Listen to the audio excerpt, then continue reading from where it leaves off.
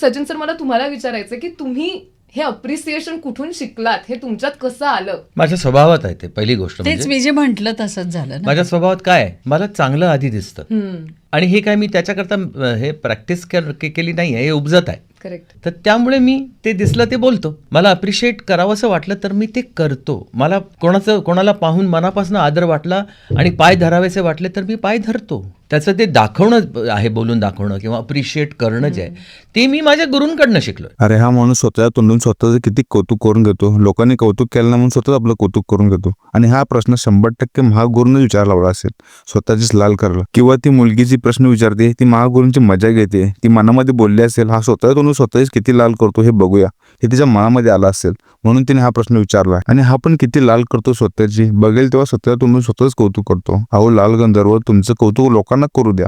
लोकांना असं बोल द्या की हा लोकांना किती अप्रिशिएट करतो. स्वतःच्या तोंडून स्वतःच कौतुक नसतं करायचं, नाहीतर मग लोक ट्रोल करतात. पण या महागुरूंना काही फरक पडत नाही, हे आपल्या दुनियेत मस्त जगतायत. तर नमस्कार मित्रांनो, मी रितेश तुमच्यासाठी घेऊन आले एक नवीन व्हिडिओ आपल्या लाडक्या लाल गंधर्व यांच्यावर. तर चला मग सुरू करता. जेव्हा मी एक चांगला डान्स करायचो किंवा चांगला शॉट द्यायचो, तेव्हा मला माझ्या कोरिओग्राफरकडनं किंवा डायरेक्टरकडनं ₹1 मिळायचा. ओके. त्या रुपयाचं मला अप्रूप नेहमीच आहे राहिलेलं आहे. मग त्या रुपयाचे ना ₹10 झाले. ते ₹10 मिळणं म्हणजे खूप मोठी गोष्ट. एकापेक्षा एक जेव्हा मी केलं तेव्हा ते ₹100 झाले होते. आणि ही प्रथा मी अजूनही सुरू ठेवलेली आहे. म्हणजे मला जर कोणाचं काम आवडलं काय तर मी ₹100 देतो. हे ₹100 देऊन तुम्ही ₹1,00,000 दिल्यासारखं प्रत्येक इंटरव्ह्यू मध्ये जाऊन सांगताय, माझे डायरेक्टर मला ₹1 देत होते, मला त्याचं अजून अप्रूप वाटतं. अहो सर, काही प्रोड्युसरांनी त्यांच्या सिनेमात केलेलं काम पाहून त्या कलाकारांना करोडांच्या गाड्या गिफ्ट केल्या आहेत आणि ते याच्याबद्दल कुठेही बोलले नाहीत. आणि तुम्ही ₹100 देऊन सगळीकडे बोंब मारताय. मी ₹100 देतो, मी ह्याव करतो, मी त्याव करतो, मी झाट करतो.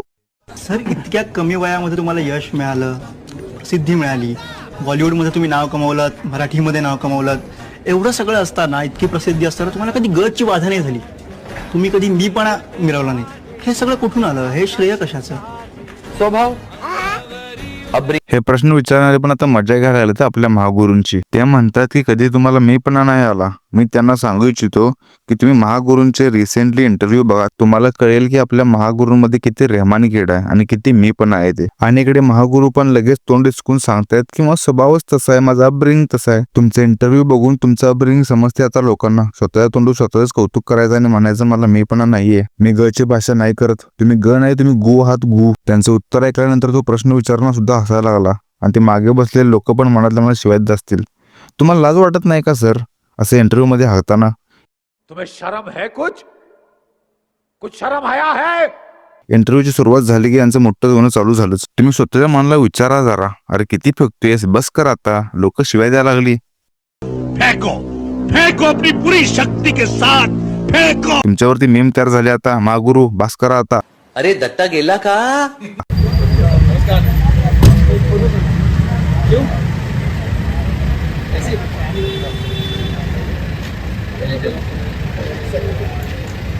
अरे 1 मिनट रुक जा यार, मेरा चश्मा तो मेरे को साफ करने दे. रुक जाओ. चल जल्दी ले. साइड या सर या. एक व्यक्ती आला तुमच्यासोबत फोटो काढायला तर तुम्ही त्याला ऍटिट्यूड दाखवू द्या म्हणून लोक शिव्या घालतात तुम्हाला. तो माणूस तुमचा फॅन आहे म्हणून फोटो काढायला आला तर तुमचा दांडा ताट आणि काय म्हणताय त्याला, चल जल्दी ले. जरा समोरचा रिस्पेक्ट ठेवा, तुमचाच फॅन असेल तो, त्याला ऍटिट्यूड दाखवता आणि इंटरव्ह्यू मध्ये जाऊन बोंबलताय की मला मीपणा नाही म्हणून, माझा अपब्रिंग तसा आहे म्हणून. माझ्या वडिलांचे मित्र पण होते, इंडस्ट्रीमध्ये पण काम करायचे ते, विशू राजे. त्यांना हा माझा मार्ग ऐकला हा चित्रपट हिंदीत बनवायचा होता आणि तेव्हा मी जवळजवळ 14-15 वर्षांचा झालो असेल. पण त्यांना तो चित्रपट हरिभाईंच्या बरोबर बनवायचा होता, म्हणजे संजीव कुमार यांच्या बरोबर बनवायचा. म्हणून त्यांनी ट्रायल ठेवली होती त्या चित्रपटाची आणि हरिभाईंनी तो पूर्ण पिक्चर तिथे बघितला आणि पिक्चर बघून बाहेर आले. त्यांनी विशू राजाला विचारलं, सचिन का रहता है मालूम है क्या, म्हणजे ले चलोगे क्या उसके पास? तर ते म्हणाले हां चलो. ते गाडीत बसले. जाताना सॅन्टाक्रूज मध्ये एका स्टेशनरी शॉपमध्ये हरिभाईंनी गाडी थांबवली, एक ऑटोग्राफ बुक घेतलं, एक पेन विकत घेतलं ते घरी आले, बेल मारली, माझ्या वडिलांनी दरवाजा उघडला, समोर संजीव कुमार उभे आहेत. ते म्हणाले, अरे हरिभाई कम कम कम, सचिन है क्या? बोला अंदर है, बुलाओ उसको. ते बसले हॉलमध्ये. मी आलो. त्यांनी माझ्या समोर सांगितलं, मैं अभी अभी हा माझा मार्ग ऐकला तुम्हारी पिक्चर देख के आया हूँ. मैंने जिंदगी में कभी किसी की ऑटोग्राफ नहीं ली है. मेरी जिंदगी की पहली ऑटोग्राफ मैं लेना चाहता हूँ. कुड you do me the favour? म्हणूनच गब्बर सिंगने त्यांचे हात कापले होते की अशी कामं करतोस तू म्हणून. ये हाथ हमको दे दे ठाकुर.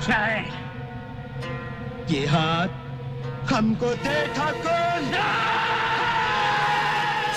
असं म्हणून माझ्यासमोर ऑटोग्राफ बुक ठेवलं, पेन दिलं आणि मी ऑटोग्राफ त्यांना दिली. माय डिअर हरिभाई विथ लव, सचिन. ती ऑटोग्राफ मी आयुष्यात कधीही विसरणार नाही. हे बघा मित्रांनो, सचिन सर एक उत्तमच कलाकार आहेत. लहानपणी आपण त्यांचे पिक्चर बघितले आणि त्या पिक्चरचे आपण फॅन पण आहोत. आपल्या चांगल्या आठवणी आहेत लहानपणीच्या. पण आता हे इंटरव्ह्यू पाहून आता असं वाटते की लहानपणीच्या आठवणी जाऊन टाकल्या पाहिजेत, कारण यांनी त्या लहानपणीच्या आठवणीची वाट लावून टाकली आहे यांच्या इंटरव्ह्यूच्या द्वारे. आपण आज पण यांनी बनवलेले पिक्चर बघतो. अयत्या घरात घरोबा, अशी बनवा बनवी, आमच्यासारखे आम्हीच. आज पण हे पिक्चर बघून आपण एन्जॉय करतो. पण यांनी इंटरव्ह्यू मध्ये जाऊन घाण करून टाकली सगळी. आमचं दोघांचं नातं खूप चांगलं आहे. म्हणजे इतर लोक त्यांना अमितजी म्हणतात, काही लोक बच्चन साहेब म्हणतात, मी त्यांना भाई म्हणतो. आणि हे आमचं ते सगळं सुरू झालं सत्य पे सत्तामुळे. त्यापासून त्या आधी पण आम्ही कामं केली आहेत, नाही असं नाही. आम्ही शोलेमध्ये होतो. नाही, माझ्याशी तर खूपच गोड आहे, because I am her blue eyed boy. ते माझे खूप लाड करतात. तर आणि बहुतेक काही वेळेला ते अमितजींना आवडत नाही.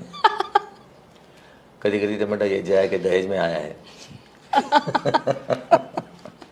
त्यांना कदाचित हे असं वाटतं की हिच्या जवळ का तो तेवढा, माझ्या का नाही, असं पण त्यांना वाटू शकत असेल कदाचित. पण एनिवे तो रॅपो असतो ना एकमेकांचा. आम्ही एकत्र काम केलं, पण तेवढी जवळीक नाही जेवढं न काम करता जयाजींच्या बरोबर जवळीक आहे. हो, जयाजी तुमचे लाड करायचे म्हणून आता गर्दीमध्ये येण्यासारखं वागतायत त्या. जयाजी तर रात्री स्वप्नामध्ये सुद्धा तुमचं नाव काढत असतील, सचिन सचिन सचिन कुठे म्हणून. अहो काय सचिन सर, कशाला एवढं बोलता न पटण्यासारखं. आणि काय म्हणतात, बच्चनजींना आवडत नाही मी जयाजींकडे गेलेलं. ते लय इन्श्यू करत नाही तुमच्यापासून. कह दिया ना, बस कह दिया. क्या आप लेटे लेटे महीने के लाखों कमाना चाहते हैं? पलट के लेटिए, मैं कस्टमर लेके आ रहा हूँ. ते म्हणतात की बच्चनजींना असं वाटत असेल की माझ्याजवळ काय येत नाही, जयाजीकडे काय जातो हा, म्हणून ते माझ्यावर चिडत असतील. त्यांना कदाचित हे असं वाटतं की हिच्या जवळ का तो तेवढा, माझ्या का नाही, असं पण त्यांना वाटू शकत असेल कदाचित. अहो असं स्वतःला काय समजता तुम्ही? स्वतःला एवढं नका महत्व देऊ. कोणी चौकशी नाही करत तुमची. तुम्ही मोठे कलाकार असाल, पण ते बच्चन सर आहेत, त्यांना रोज 17-60 लोक भेटत असतील तुमच्यासारखी, आणि कुठे ते तुम्हाला लक्षात ठेवतील. तर त्यावेळेचे सगळे सीन्स एकत्र केल्यानंतर काही लोकांना असं वाटलं की अमजदचा आवाज हा गब्बर सिंगचा आवाज वाटत नाहीये.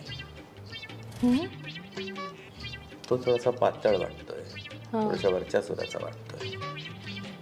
एक सीन आपको डब करके सुना देता हूँ, उसके बाद आप जो डिसाइड करेंगे. आणि पहिला डायलॉग, कितने आदमी थे, तो पायलट मध्ये त्यांनी कितने आदमी थे असं म्हटलं. म्हटलं नाही, नीचे की सुर में पट्टी पूरी नीचे कर, because I am a singer also. मला ऑक्टेव्स कळतात काय ते. म्हणजे नीचे के ऑक्टेव्ह, कितने आदमी थे. त्याने बोलून दाखवलं. एक बार फिर से ऐसे बेटर, परत बोलला, तिसऱ्यांदा बोलला, चौथ्यांदा बोलला, चारही गोष्टी ठेवून गेल्या. म्हणजे नको, बाद में देखेंगे हम कौन सा बेटर है. मग असं करत करत करत करत जिथे 7 वाजले तिथे मी म्हणायचं बॅकअप. अरे यांच्या तोंडात केळ द्या रे कोणतरी, नाही तर मी माझं केळ देईन याच्या तोंडामध्ये. हा बनपासारखं तोंड घेऊन काय पण बडबडते आता. अमजद खान द ग्रेट गब्बर यांना मी शिकवले असं म्हणते. आता मला डोकं सटकते. हे म्हणते की मी सांगितलं डायलॉग की कसं घ्यायचं, हे मी शिकवले. अहो सर, तुमचं बनपासारखं तोंड आता बंद ठेवा आणि आमच्यावर दया करा आणि आमच्या फील्डमध्ये परत येऊ नका. तुम्ही तुमचं तोंड घेऊन तिकडेच निघा. मेरी मादरी जबान जो है वो मराठी है. बिल्कुल. मैं सोचता उर्दू में हूँ. क्या बात, क्या बात है. मुझे अगर रात को 3 बजे भी अगर मेरी बीवी या कोई उठा देता है तो तुम उर्दू में जागते तो मैं उर्दू में जागता हूँ. और सिर्फ उर्दू में जागता नहीं, मैं उर्दू के साथ सोता भी हूँ. उर्दू एक ऐसी सौत है जो मेरी बीवी को पसंद है. ये पहली एक्सेप्शन है. आप उर्दू के साथ सोए कभी बुरा नहीं हुआ. हे आता फक्त मराठीमध्ये आबरू काढून घेत होतं, आता हिंदीमध्ये जाऊन पण आबरू काढून घेते. मी रात में 3 बजे उर्दू के साथ उठता हूँ. मग झोपता कोणाबरोबर? हिंदी बरोबर. तुम्ही तर सगळ्या भाषांचा बलात्कार करून टाकला. आणि आता तुमचे तोंडाचा गटार आधी बंद करा हे तुमच्या तोंडाचं गटार आहे ना गटार ते पहिल्यांदा बंद करा. आणि इंटरव्ह्यू मध्ये येणं बंद करा आता. बनपावसारखं तोंड घेऊन तुम्ही तिकडेच शांत बसा.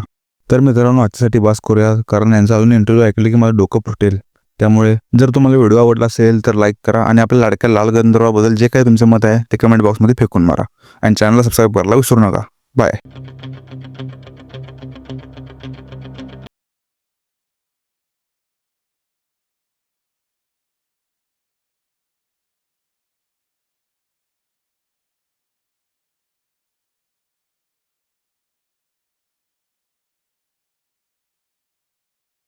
Don't lose your grip.